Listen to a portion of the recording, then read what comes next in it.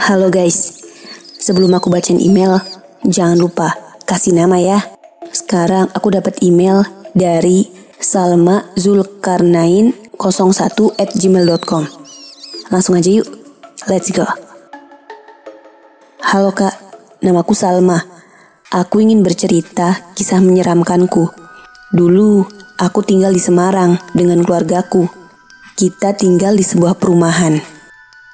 Kata tetangga sekitar, dulu perumahan yang aku tinggali adalah bekas pembuangan sampah dan kuburan. Karena terbengkalai dan tidak diurus, akhirnya ada pemborong yang membeli tanah tersebut untuk dijadikan perumahan.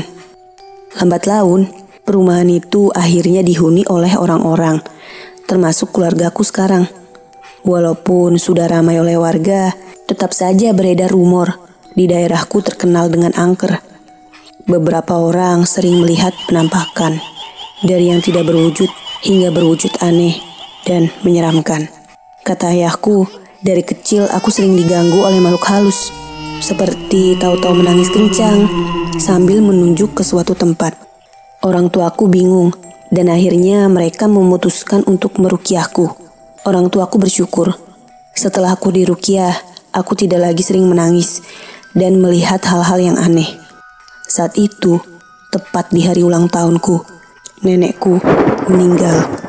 Aku sangat terpukul ketika hari bahagiaku datang. Justru, aku dan keluarga berkabung. Aku benar-benar merasa sedih.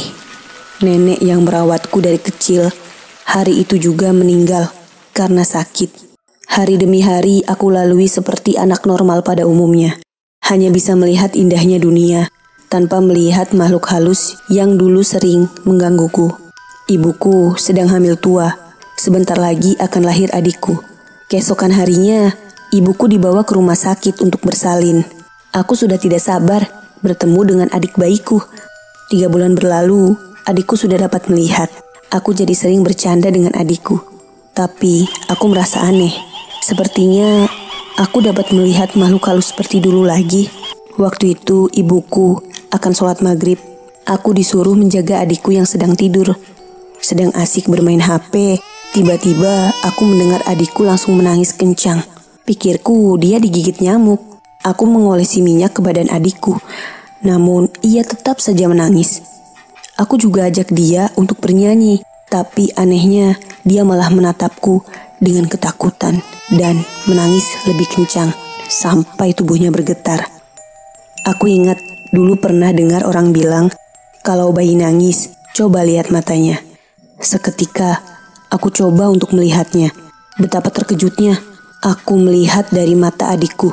Kalau di belakangku jelas sekali, ada pocong yang sangat besar, tinggi, dan menyeramkan, menatap tajam. Pocong itu melompat tinggi dan akan menerkam. Aku berteriak kencang, hingga ayah ibuku datang. Aku menceritakan kejadian seram itu pada mereka. Dan akhirnya mereka membawa kami ke Pak Kiai untuk doa bersama agar dilindungi dari makhluk halus yang jahat. Katanya memang makhluk-makhluk halus itu masih ada meskipun tempat pembuangan dan kuburannya sudah tidak ada. Mereka merasa tidak terima tempat tinggalnya dihancurkan. Maka dari itu mereka mengganggu warga-warga perumahan. Ngeri ya cerita dari Salma. Jangan mau kalah guys. Kirim cerita kalian ke ceritamisteriku.id@gmail.com. Sampai jumpa lagi. Bye.